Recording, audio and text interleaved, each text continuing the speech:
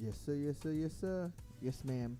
Good morning, good afternoon, good evening, and welcome to the Boom Bar. My name is Shola Rochas. And my name is Oladolupo. Together, we will take you on a ride through the world of music, sports, entertainment, politics, Politics. and And everything in in between. between. Everything in between. COVID, cholera, The Olympics. the courts. Oh, yeah. Talking about the courts. Courts are like a lot of them are in session right now. So I think we should just really just dive right into it. It's Before we dive right into it, please, if you're watching on Facebook or Twitter, please remember to search for us on YouTube and subscribe to our page, Boom Radio NG. And if you're into the business of making drinks or selling drinks and all of that, we're open for shout out partnerships to us. and sponsorships and all of that. Exactly. We can pack everything on this table away just for your own. Just for your own. Wallahi. Abby. And I'm talking about the courts, let's start from something that I saw, which is a little interesting, yeah. I didn't know up until today that happened, was the fact that apparently Facebook has restricted a new account belonging to the indigenous people of Biafra. According to them, it was disclosed by a member of the group, Simon Ekwa. He said that our new Facebook page has been blocked and restricted by the Facebook. And apparently, in January 2020, I didn't even know it was that far, the separatist group had alleged that Facebook shut down the page of its leader, Nnamdi Kanu. Okay.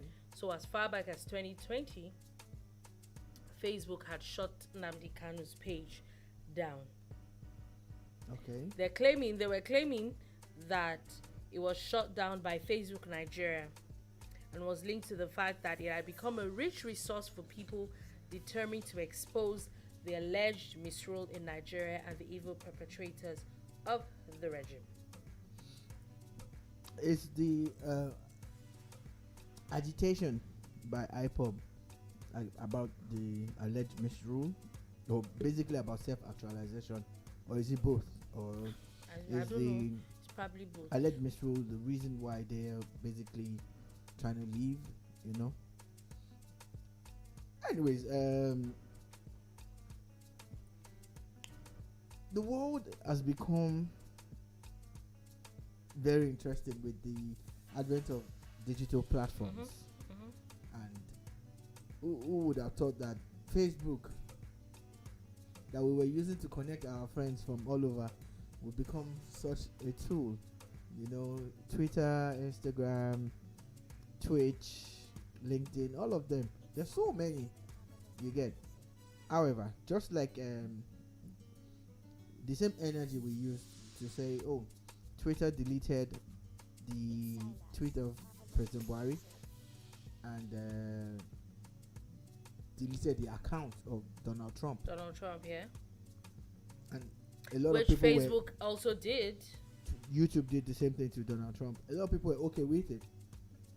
So I It's think the we same should be okay. energy. It's the same energy we should just put into it. No, because let's be honest with ourselves. If we say, oh yeah, man, they should have done something to, because I think President Buhari's message was also deleted on Facebook. Yes, it was. Right? Yes. Because it looked like it was something that was going to cause trouble. Abi? So why do we have a problem with them doing the same thing to somebody else? I think it's the same energy. Yes, you want to fight for self-actual. Yes, you want to do all of these things. But if you're okay with it happening to someone else, then you should put in the same the energy. Rules of the owners of the platform. Why can't we use the same energy for you? Because at the end of the day, we see these things and it's free. And I think that it would have even been a more difficult conversation if you buy it to use and all these things, it's free. So the owner of the app that put it out there for free can do whatever they like with it, and that's the truth. And that's what I feel it is. Especially 99.9% of people do not read terms and conditions. All you just click is agree. Oh yeah. Maybe if we read those terms and conditions, maybe, just maybe, you would realize that what they can actually do and undo. You know, the thing is, in my entire adult life, the only time I ever read terms and conditions properly, I've read others slightly, but I read back to back. Not sure I've ever read any. Was this cab hailing service, the Bolt? What was it called now? It's Bolt now. It was called Taxify then. So there was this story about them sharing people's information and everything. It was online. There is some complaints from South Africa and all of that. And I actually decided to go through the entire thing. I downloaded it. As soon as I read the terms that they do not owe you any explanation whatsoever. They can share whatever information they want to share with anybody. I'm like, okay. This is the time we stop like, this, yeah. Why am I doing this? You know, so but I put it to everybody out there. Have you ever really read the terms and conditions when you sign up for all these social media services? Have you ever really read terms and conditions when you opened your email account and most of these other online things that we all do? Yeah, I think that's the first thing. So you really can't berate these companies for doing what they're doing. I put out a series of tweets one time like that, and I was saying, one of the things I said was that everybody lies. Okay. And that's as soon as I put it out on Twitter, I got retweets and stuff. But on Facebook, when I put it on Facebook, I have a friend, and she was like, "No, I should speak for myself that not everybody lies." And I said to myself, "You're lying." Like right there. You just lied now. You just lied. Everybody lies. Everybody lies. You really just lied at the end of the day. So, all of you holier than thou people that are on these platforms, you know you did not read the terms and conditions. You know, we all didn't. We definitely all did not. Then you go and click OK at the bottom. Yes, no. Because they're asking you, have you read it? You read do you it? agree? Do you agree? Then you click and then yes. you click yes just because you want to move That's on. the lie. True. And now, moving on, still talking about IPOB, yeah? Now, a special counsel to the leader of the indigenous people of Biafra, Aloy Ejimako, has dragged both Nigerian and Kenyan governments before the African Commission on Human and People's Rights over his arrest and extradition. So he's saying that his client's arrest and eventual deportation to Nigeria were a violation of the African Charter, which Nigeria and Kenya are signatories to. We're talking about violations and charters. This is good. But the Nigerian government will tell you that they had arrested Nnamdi Kanu a while ago, and he was granted bail, and he jumped bail. Nobody's talking about that. So on their own part, that's the part that I seem to can't wrap my head around, is that are we actually forgetting the fact that he was granted bail and he jumped bail? Like, that's the part I'm like, is it that we have amnesia? Are we forgetting that part? That is a very vital part of all this conversation that nobody's talking about. But for me, personally, I will repeat again. It's okay for people to want to seek self-actualization. It's okay for a group of people. If the Igbo nation or the entire Igbo family really want to leave Nigeria, there's nothing wrong with them wanting to. But we need to look for a way that will not cause us unnecessary shedding of blood. We fought a war, a 30-month war. Over 1 million people died. Estimated. That's a lot. That's a lot of lives got shot. You know, there was a lot of hunger. A lot of things were wrong in this same country. from 1967 to 1970. Yeah. I don't think we want to experience that kind of thing again. That violence anymore. So I'm saying that I don't have a problem with. It's my personal opinion. I don't have a problem with people who want to leave. Funny enough, at some point the North were saying things like that too. A couple of years ago. Oh, really? I will show you an headline from a magazine. A good friend, Liboros Oshotma, actually posted this on Instagram. Oh, okay. You get, and I just laughed because I kind of remember those times. Those times, yeah. So we really need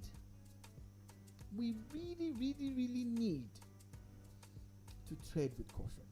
That because the people of Biafra want to leave, I feel they should be allowed to, if but we can go about it.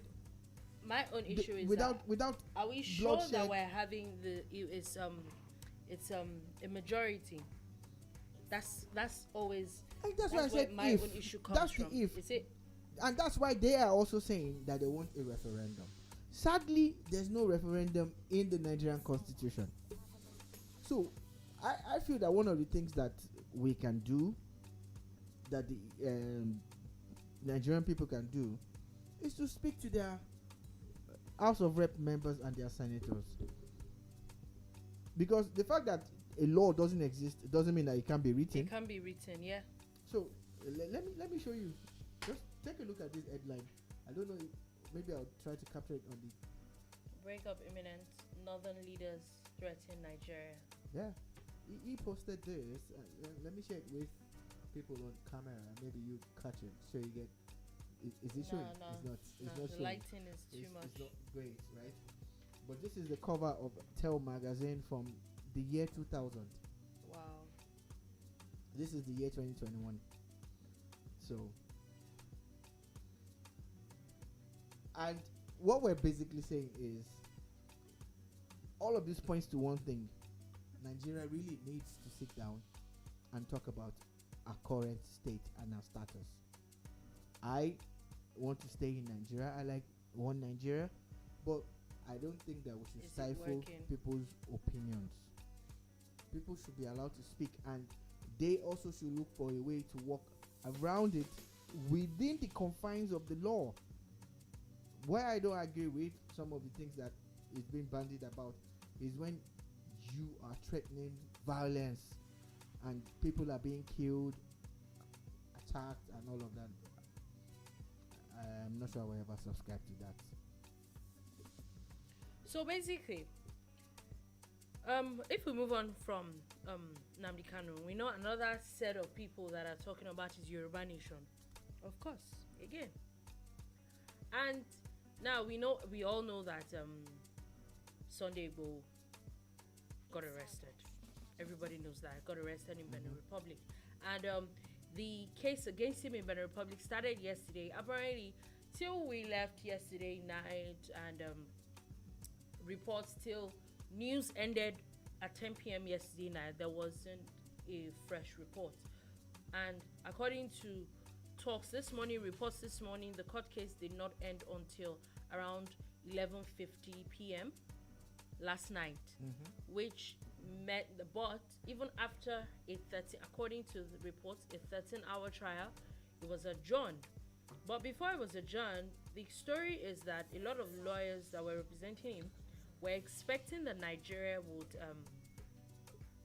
bring up charges against him, which according to reports now, they still haven't. But a very interesting thing happened yesterday at the court, where one of these lawyers, Ibrahim Salami, had said that he is now facing fresh charges, which included illegal immigration, dubious connivance with immigration officers, and an attempt to cause civil unrest. Basically, they're saying that how did he get into Cotonou without proper documentation? But I thought the same lawyers were saying that there's no such thing. Ah. Remember when a lawyer from Benin Republic broke it down a few days ago and talked about the implications of you carrying Yeah. a passport that the government is not sure how you got it and everything. His lawyers came out to say that's not the case. That's There's no not such the case. thing. Yeah, exactly. Now that is the Now case. that is the case, because now there's still not been any form of extradition charges against him yet. You see, this is the mistake that they are making. His legal team should concentrate on what is in front of them and stop anticipating what is not or what might be. Of course, the Nigerian government had had said that he should turn himself in, which it clearly didn't do. Of course. At some point, people spoke for him. I remember a lot of top people were even saying things like government should apologize to him. You get? And he felt that he had to get away, maybe because the heat was too much. But now, in the process of getting away, he might have put himself in some kind of trouble. It's trouble, a lot of trouble. It's not looking very good for him at the moment. It's not. So, what the lawyers should concentrate on is how they are going to defend him where he is now, and make sure that they protect him and that his rights are not trampled upon, as against coming for the government and talking about stuff that has not even happened yet. Because again, this is why lawyers also shouldn't talk too much. I don't know if they are trying to control the narrative, or direct it, but how is it going to favor their clients? Because your primary aim is to make sure that you get Sunday Igboho out. Because for me, but the more you talk, the more you come at this government and that government, I think the more trouble you might be getting. You put yourself into. For me, I'm like, okay, because I also saw a report which another lawyer, which that's what also makes me feel like they don't have a united front. Obviously, I saw that report. I can't remember.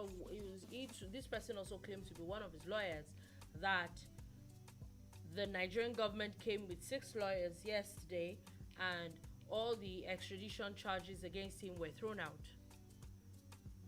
A couple of media platforms carried it, and I'm like, online media platforms. And now here is a report where it says that the Nigerian government has not even put anything out there. Like all the issues that he's dealing with at the moment is still with the Beninese government. And because of this story now, it has also now been said that because of all these extra charges, that a fresh investigation is supposed to be has been ordered by the court, and he will be remanded in detention pending the time of this investigation. Is there a timeline for the investigation? There's not a timeline that has been put out. Do you see the problem now? It's not looking good. Look, if there's anybody that knows people on Sunday Igboho's team, they need to rein in their lawyers, and they need to focus on their principal. On their person, yeah. That look, this is Sunday Igboho, and your job is to get him out. Because my question is, I see that a lot of people are going on the Nigerian days, that he does not have immigration issues. He does that. That is the extradition issues that he has, and I'm like, okay, he doesn't have immigration issues. Yeah. Now we know that the Nigerian government has not put out any extradition issues against him yet. We saw that it was him and his wife that were arrested. How come his wife got released that he didn't get released? Yeah. If they don't have anything against him. That's one. 2. Still part of what I've been talking about anyway. Do you remember the video that was released a day after Sunday Igboho was arrested in Benin Republic? Okay. A guy who claims to be a chief or something that actually said, I saw that video that said that Sunday Igboho was on his way to Germany. Oh yeah. I think I saw that. Said he had been released. shame on all the people who say they don't support him. Then he started cursing some Yoruba leaders and any Yoruba person that doesn't support what they are doing and all of that. And that shame on all of them. And bottom line is that it's been released. Abi? You know, how have these people helped Sunday Igboho's case? Exactly. The more you talk about these things, the government of the Republic, they will see these videos. I'm sure that's why they started chaining him and everything. At some point, like, oh, we heard you can disappear and all of that. Yeah. Then one funny one came yesterday. You talked about it, saying that, I said that because the reason why he has not disappeared is because of his family. Yoruba nation. Really. Like They should stop these things. Stop ridiculing this man. There's one thing that you can't take away from Sunday Igboho, that he stood up to protect the people of Igogon. Of his people, yes. And that axis, which made many people like him. Yeah. Because people felt that government was failing on in the area of security. Security, yes. Which is a true statement. Which is the part I don't understand was how we how, moved from yeah, getting people to secure themselves to wanting Yoruba nation. Is the transition was smooth. It was fast. Then you have some other Yoruba people, learned people, who came out with a group. Maybe the group had been in existence, we didn't know, and they more or less championed several causes, and it seems like they were working together. And I felt at some point that looks like they're using Sunday Igboho. Yeah, I think they were looking for a scapegoat. They were looking for the person who bailed the cart, who was going to bail the cart. And like you said, it came off for him. Out of all this whole issue, I think he's the one that I pity, because I don't think that he saw what people were doing. The end game, man. I don't think he saw the end game. I don't think a lot of people understand, like, up until a few weeks ago, and I think this is where the issue of people finding out and learning, finding out things, that it is actually illegal to say you want to divide Nigeria. Yeah. It is actually illegal. Yeah, at least the way the law stands today. Not until maybe tomorrow. Okay, we know tomorrow they cannot say because they are on recess. Maybe when they come back, and that clause is put in Nigerian constitution. Yes, we know Nigerian constitution is flawed. No matter how flawed the constitution is, it is what we still have as of today. So up until that clause is put in, the talks of having IPOB or Yoruba nation is illegal in itself. That's by law. And by law, unless those are the things that we might not like it, but it is what it is. So up until those things, and that's the thing, it's very funny, you know, like for example now, take IPOB for example, they have always been consistent with this is what they don't want to be part of Nigeria. But then it started off as you wanted to help people chase people that were kidnapping them and all that. And in like a week, you just flipped. Like, okay. And even if you're going to flip,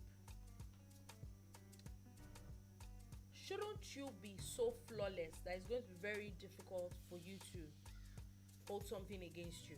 And now, after you flipped and all that, and then you were declared wanted, are we saying that there are not better ways of living the country than now getting into the hands of another country?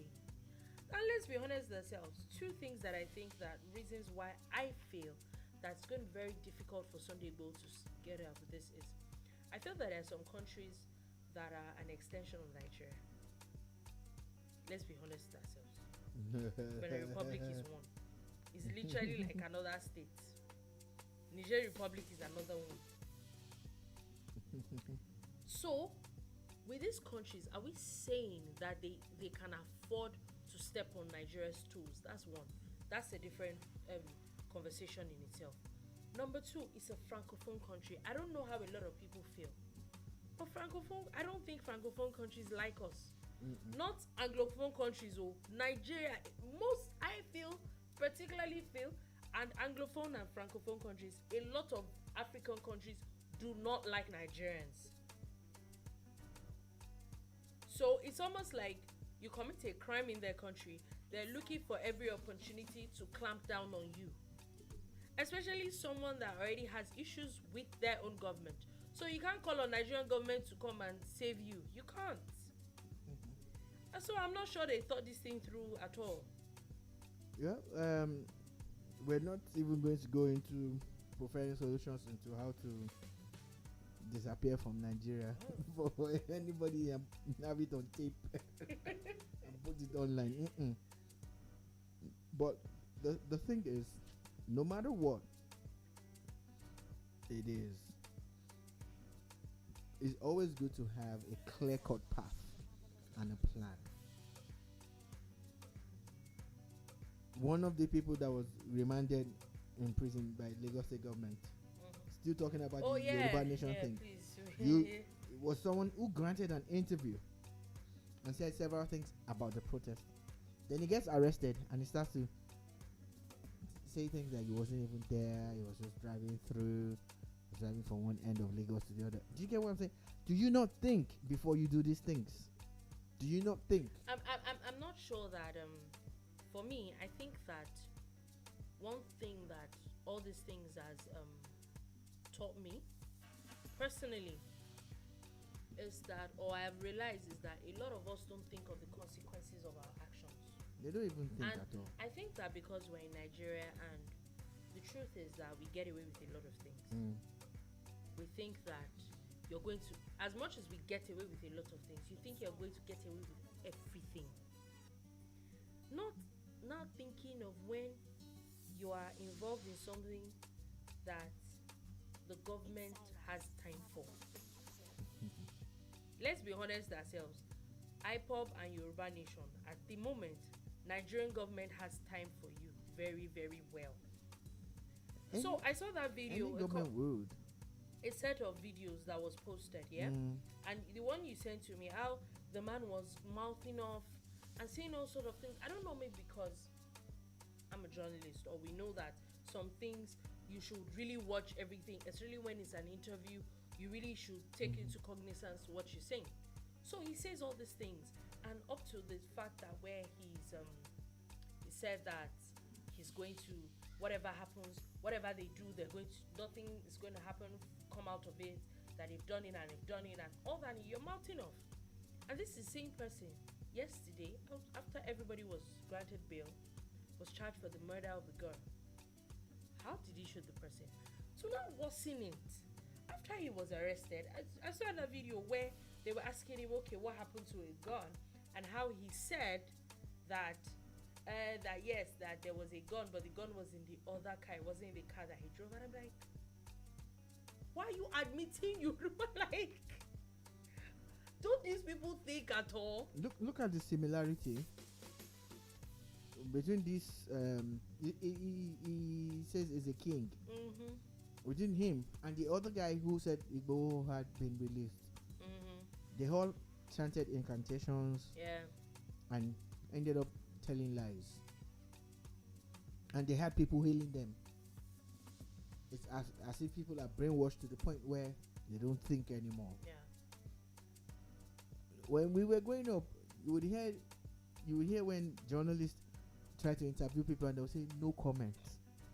But these days, everybody wants to say something like, do you and have to half say of the things you say are going to be used against you. They tell you that anything that you say or do can be used against you in the court of law. So let's even say that the police does not, let's take this man's case for example. They do not have him on tape shooting the girl. First, you had admitted in an earlier video that whatever happens would happen. And nothing is going to come out of it. He talked about how Abiola died for a cause and all of that. And nothing is going to come out of it. You said that.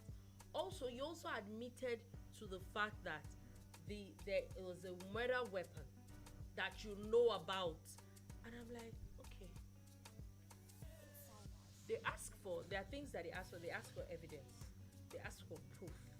And I'm like, What else do some they of- need? Some of the people that are being investigated now and are being arrested, the evidence against them has been collated from social media. Yeah, a It's lot, been a collated lot, online. You know, a lot. And I'm like, why do we do these things? Do we, like you said, do we have to talk? you don't have to Do actually. you have to talk? You really don't have to say anything. And again, and really trying to fight government, you must come correct. You must have a clear-cut path and a plan. And a lot of people who are agitating, they just seem like they want to talk and shout and chant, cause chaos, but they don't really have a plan, because we don't know what your plan is. So at the end of the day, you raise some people's hopes and you dash them because you didn't have a plan. And there's too much lies and disinformation going on, that these days a lot of people that might even want to be a part of your movement are disillusioned. Yeah. They don't know who to believe. They don't know who to. where you're coming from and agree with everything. you. You know. I totally agree with you. So and on that note, we're moving from that to another court case, and the story of Baba Jesha. Yeah. He too is in the news. We know that yesterday his case was adjourned to today, and now after the court admitting the videotape from Princess, the comedian who is the guardian of the girl in question. Today she was being cross-examined by the defendant's lawyer, and she was asked a lot of questions about how if this person, if he was if this child had been molested before. And apparently she admitted that in December 2020 she only found out when he was arrested, when Baba Jesha was arrested, that her neighbor had actually put his hands on her and asking her to touch his private part, that this had happened twice, but that the girl screamed and ran away, which, even though at that point said with the minute she found out that she arrested this other person, She got him arrested. she got him arrested as well, but that it was because of Baba Jesha's molestation that had happened 7 years ago, that what helped, that was why she started failing in school, that she had changed her school 3 times, that, and then the lawyer asked her if she got any help for the girl, and said she got spiritual help Okay. for the lady, for the girl in question. Why do I keep saying lady? For the girl in question. And that then the defendant's lawyer too was also asking her that he baited him, and I said no, that she just wanted to actually confront him. That was the reason she made the video, and not because she put the girl in harm's way, or she was planning to put the girls in harm's way again. But my question still remains: if a man is put in a room with 10 girls, for example, or 10 boys, or 5 girls, 5 boys, or whichever way, and he's not a pedophile, even if all those children are naked, I don't think he would touch them in any type of way, whether he's been recorded or not. Yeah. So where my own issue starts from is, why is there a conversation of she baiting him? Let's even assume she actually did bait him and she set him up. Why did you fall into the trap? Remember the joke about a guy who wanted to get married, and in the girl's family they had a tradition where they would have to tempt the guy to find out if he was worthy of their daughter or not. So she invited him over, but she was not at home. The younger sister, who was very hot and looking very sexy, was the one that was around, and she came onto the guy.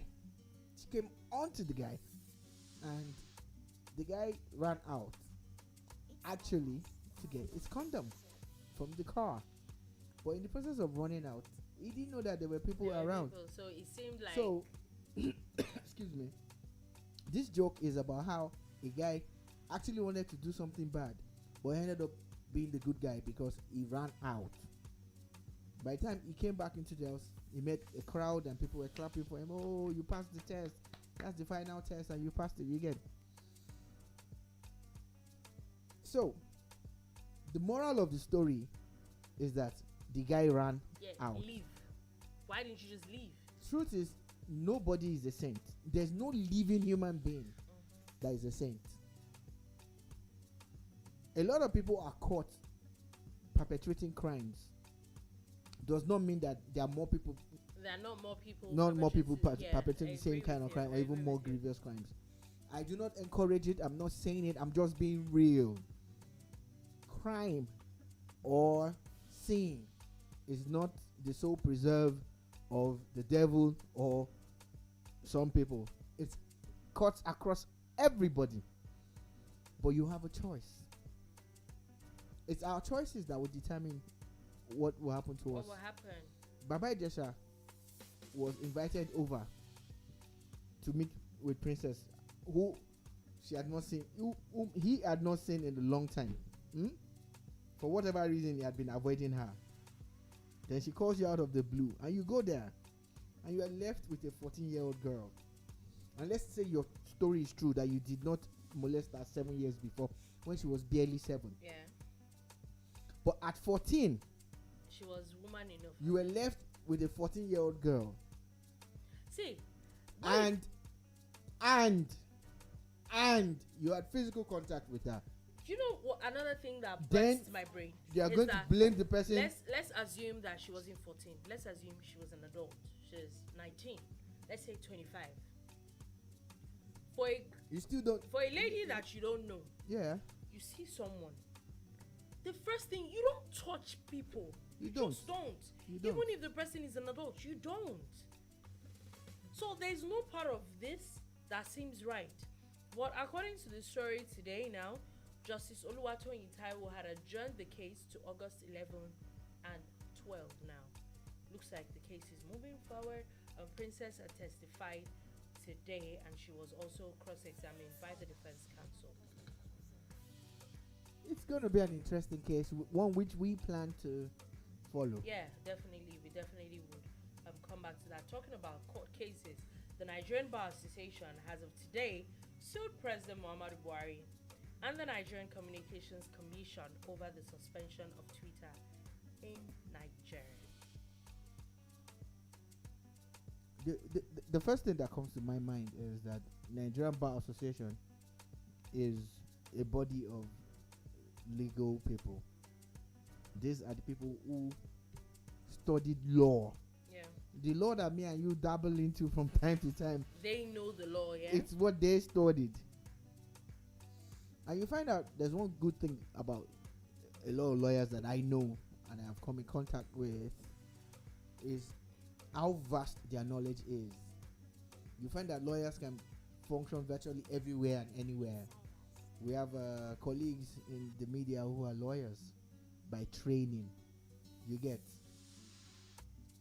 So, I would have thought that there's a law somewhere that says that the president has an immunity clause. I was going to say I'm not saying that president has not done bad. I'm not saying he has done good. I thought that you can't sue the or president.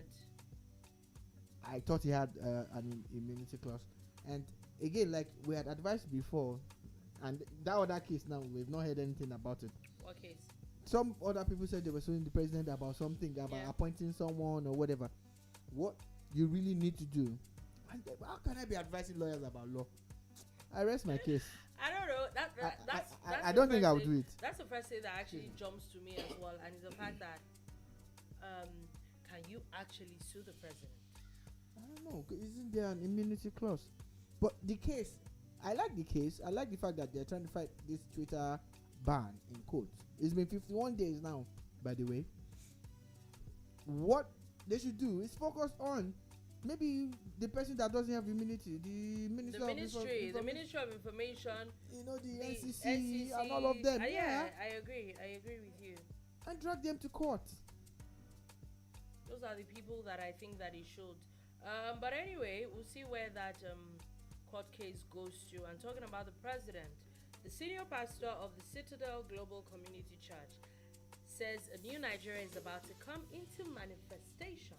Man. As he has launched a new group to fight against the Buhari regime. Okay, I take my amen back. He has announced the group where he called Nigeria for Nigeria. Okay. It said this group Nigeria for be, Nigeria. Yes, Nigeria. It will be bigger. Or than Nigeria the, for Nigerians. Nigeria for Nigeria. Please, Okay. let me read it as the way it is. Okay. It said that this group will be bigger than the same Nigeria group. Because I was going to say that, wasn't there something like that? I can't even. Which speak he my said mind that about he Save convened in Nigeria group. 2010. He did. Okay. He said he did. Okay. It's news to me, so carry on. He said he did. I said carry on. And so now, yeah, that's basically they're supposed to hold campaign and protest to hold the president and the team to account. And the protest will do this. I don't know. He said that it's time to save Nigeria from this government. The government can't save us. The military cannot save us. The Senate can't save us. Nigeria must rise and demand what is rightfully theirs. Okay. So. Okay. I just hope that we're doing these things according to the law. Okay. We don't have another such. No, I'm not even. There's no need to talk about the law on this one. Okay. There's freedom of association. It's guaranteed by the Constitution. Freedom of association. No, I'm not saying. So what I'm saying is not the freedom of association. I'm just saying that are these things done according to the law? I think it is, since they have a group and they are registering it. And I think he's a lawyer or something. And lawyers, you have to respect and fear them. They're no book. Okay. But this is my take, right? If this group is really about saving Nigerians, then Nigerians will sign on. And Nigerians will join you, just like they did when you did the other one. Like, for instance, now, all the people who were there in 2010 should be a part of it. But if they are not, maybe a new group of people would have come through and they would join. So I would watch this group and the developments and everything that they do closely. I'm interested in observing. I just want to observe. I'm not joining any protest. I'm not doing any of those things. I'm just one person, so nobody should be worried about me not joining any of these things. It's just one guy. But let's see how powerful they are. But if I'm to advise, because we always say, Boomba, we want to profess solutions, you should try to convert this energy into the political space. If indeed you have the clout and the power and the numbers that you think you have, it's not about disruption. It's not about protest. Let your vote be your protest. Kick this government or any government out with your vote. That's why there's a renewal every 4 years. And if you cannot wait for the 4-year renewal, how do you impeach or recall? Look at the law. Okay, he's a lawyer. Okay. Anyhow, so what I'm just saying in essence is, channel this energy into the political space. So don't waste too much or dissipate too much energy in protesting that might lead nowhere. So right now, talking about that, the Independent National Electoral Commission (INEC) has said 1 million Nigerians have so far taken advantage of the ongoing online pre-registration of voters, which started June 28th. So between June 28th and July 27th, that's in 1 month, 1 million Nigerians have signed up. And now they're actually starting the physical biometric registration part of this now. They're going to start it very soon. It says that Lagos is starting first, but basically they're saying 1 million Nigerians have signed up for the online. So we're talking about Nigerians who want to vote. Yeah. Nigerians who want to get validated to vote. Nigerians who need to vote and get involved with government. this is a good move. I am not impressed with the numbers. I'm not. But it I'm looks not. like there's an I honestly, increase. I'm not. In 1 month, There's 1 an million. increase. The first 2 weeks, we didn't have up to We didn't half have a up million. to half a million. Yeah, you know. So looks like there's been What I'm some looking kind at of growth is that in let's the even number of people who are assume registering. let's be honest with ourselves. Not all that 1 million that we're actually going to go to do the physical registration, and that's the truth. Let's even assume every one of them does. Yeah. 1 million. Would 1 million more votes have affected the 2019 elections? No. Depending on which election you're talking about. No, the presidential elections. It would, if 1 million had gone to Atiku, for instance. It still wouldn't have. Okay. If it had gone to any other person, would it have changed? Atiku was the time? closest, so let's just So let's stay real. stay real, yeah. If he had gone to Atiku still wouldn't have been our president, and that's the truth. They say that last elections there were 80 million that were registered, not up to half of that number. So now it's one thing for you to register online. It's another thing to actually go physically, because that's where another problem is going to be. There's another thing for you to finally get the PVC. It's another thing for you to vote.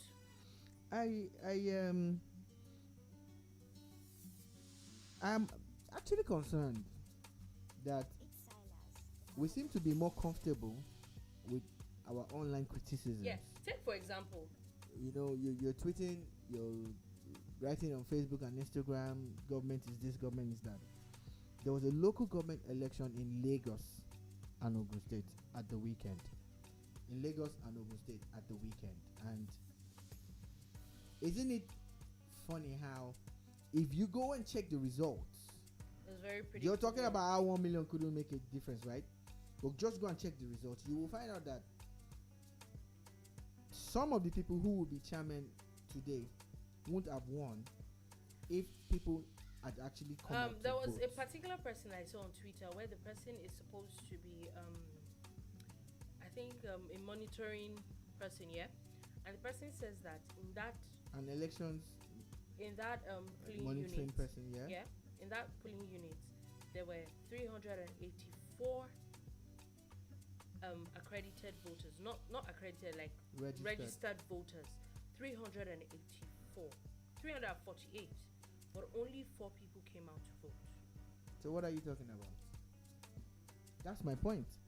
Now, of that 348, those 4 people that voted will probably vote for the APC in Lagos and Ogun, yeah? Which means that they had 344 people who could have voted for the PDP or any other party. You get it. But everybody's going to tell you they're tired, they don't believe.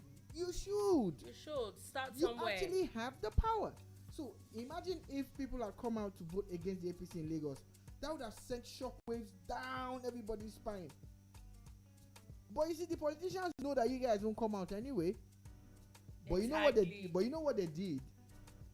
They campaigned like crazy.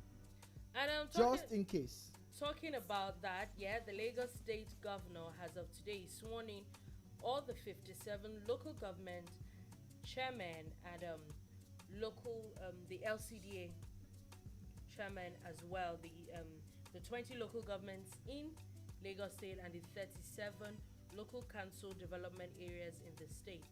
The governor had charged the council chairman on performance, but actually, like you said earlier, APC won 100% of all seats contested at the local government elections. Same thing that happened in Ogun State. And that's what we're saying. In Oyo State, where the governor is PDP. PDP won all the. In Delta State, where the governor is PDP. And you see, this is what we're doing to ourselves. The local government is the most important arm of government. But we no. We don't think so. We're all concerned about Abuja, because they're making policies, I get. But you see, the people that should bring governance close to you, you don't care. You don't even have a say in how they became chairman anyway. So you can't even call them to order. You don't even know them. That's where the first thing. Do you even know them? I saw a poster for our area here, and they were saying re-elect, and I'm like, who elected you in the first place? And that's the thing. And that's the thing. Until we actually finally like start doing things finally. And moving on a bit from politics. I wanted to take this up before we go. That the Central Bank of Nigeria today has said that it has stopped the sale of foreign exchange to Bureau de change operators in the country. He had announced today that banks that deal with them or give them foreign exchange are really going to be dealt with, as they've said that they have become a conduit for illegal financial flow of money in Nigeria, basically money laundering.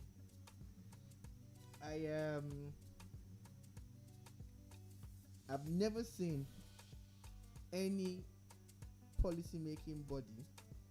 I've never seen any decision making body that has flip flopped as much as the CBN has. The Central Bank of Nigeria is very good at flip flopping. I'm sorry. Let's make up your mind. I don't know how they arrive at some of these things. Some of their policies I support. I'm like, hey, it's fine. Some I'm like, okay, I don't get it, because look, the Bureau de change people are actually licensed. Some. Okay, someone licensed. Exactly. You get. Nigeria seems to be the only country with a forex black market. Very vibrant one. Very vibrant black market. That is even captured online. That's the rate that people look at when they want to sell to you. When they want to buy from you, they use bank rate. But you see, I hope that what they've done is basically to say, we found some issues, especially with illegal flow of cash and all of that. I get that. But what I don't get is how one moment it's okay to buy from them. That's the I think that until the next moment they don't find something to do. I personally feel that they need to eliminate them completely. Will it be easy? They've become an institution on their own. It's going to be very difficult. It's like saying you want to eliminate Agberos in Nigeria. That's what I'm saying. Like, they become an institution but until maybe you curb them. Another thing is, now you brought out this thing. How are you going to enforce it? How are you going to be sure that banks are not actually going to do? And will this not drive up the cost of forex? Because a lot of people will still rather buy and sell to the guy on the street than walk into a bank. It's we'll see the aftermath of this though. But moving on a little bit from that, the Minister of Works and Housing, Mr. Babatunde Raji Fashola, has described the newly constructed Umfum Bridge as a strategic infrastructure. Now, let me break it down. What or where is the Umfum Bridge? There is actually two bridges, the Umfum and the Ikom bridges, both in Cross River State. The Umfum Bridge is a 408-meter long bridge which connects Nigeria to Bamenda in the Republic of Cameroon, which was constructed by Nigeria in collaboration with Cameroon. It's saying that the bridge would facilitate trade in agro-produce as well as manufactured produce in Abia State. Now I have a problem. I have a question. I don't have a problem. I have a question. There is a bridge that links Nigeria, which this bridge is old. Apparently, this bridge has been in existence since the 70s. And is linking Nigeria to Cameroon. It's in Cross River State. What does this remind me of? We had talked about this earlier. The rail that is supposed to link Nigeria to Niger Republic. And we saw how a lot of people, there was so much noise about it, and they must not. In fact, I think that some people took the government to court and all that. And I'm like, what's the difference between that and this? I think the difference is that one is in the north and the other in the south. I think we play too much ethnic politics to the point where we don't know where to separate our ethnic biases from the greater good, or something that would favor the greater good. Look, no man is an island. No matter how big you think Nigeria is, we need our neighbors as much as our neighbors need us. You know? when Nigeria shut our borders, the economies of like 5 or 6 countries in Africa were really, shaking so bad, and some countries outside Africa too, the ones that sell rice. But the thing is, I like the opening up of, more vistas for trade, because that's income. More income means more driving up the economy. Nigerians will contribute their own quota towards, promoting the Nigerian economy. The hue and cry that followed the plan to construct a rail line to Niger should have followed this. Apparently, this inform bridge was commissioned over 30 years ago, but nobody did anything about it until this government came. And I'm like, okay. You get, and now the bridge is more or less complete. It's like almost. I said it's about 90 something percent complete. You get. Still no hue and cry. People should complain, but they won't, because it's more about not liking someone than them doing something good or bad. How many of the critics of the government have jumped on this Lagos Ibadan train and taken pictures and enjoyed it? And then finally, there's something that we were talking about yesterday, about how there was a video that surfaced of how a supermarket actually got burnt. How there was a picture of a lady actually setting fire to it. Now, between yesterday and today, there was it's a picture of a girl. It's actually a 9-year-old girl, and how her parents and she herself had been arrested, and now they're trying to dig out the reasons why. Which the video seems like it was very strategic, because she lit the fire where there were other lighters and where there were cylinders. We should be talking about other things, like how come they didn't have smoke detectors in that place? How in my mind I'm like, shouldn't there be like sprinklers and smoke detectors? 2. That the fire got that the much fire started before people a noticed. few minutes after 7, and by 7:30 the whole place was up in flames. And that's my problem. Like, the first thing that popped in my head is that we know there are things like sprinklers. Where are there no sprinklers in that place? Why are there no smoke detectors in those places? I'm like, regular offices have smoke detectors. Are you kidding right now? So another thing is, what level of awareness do the staff of that company have? Why install CCTV that you do not monitor? You don't monitor. Why do your people not have fire drills to know that, they could actually put out that flame before it really shut down the whole place? Did the supermarket chain have proper insurance? Why did that girl set fire to that thing? Why did they stay after the fire? Because there's a CCTV footage of the girl, her mother, and her sister standing outside the premises and observing what was happening. And they were going up and down. It almost looks like was it like they knew and they were okay with it? Was there something behind this fire? There's a lot of questions. I've asked about 10 or 12. It's a very dicey situation, but we hope that we'll follow this. We'll hear more about it. And finally, before we go, I was going to go, but this just popped up about how there will be a diversion for people that are traveling on Lagos Ibadan. There's going to be a diversion from July 28th, and it will end Friday 30th of July for a total of 72 hours. This is a 400 meters section of around the Makun area near Shagam. So it is said that there's supposed to be beams, that the bridge beams that are supposed to be installed there. So there's going to be some major diversion around the Shagam area of the Lagos Ibadan Expressway. If you can, just use the train, if you can. But if you can't, that means probably need to drive through. Drive through. Just go through somewhere else. That's what Ijebu access or Abeokuta access. That's what it's saying to us. So just putting it out there for people to know. And on that note, that is all we'll be able to take today on the Boombar. Thank you for listening. Thank you for watching. We'll be back again tomorrow. But you can catch a repeat of this at 7 p.m. West African time. But from us to you, it's peace.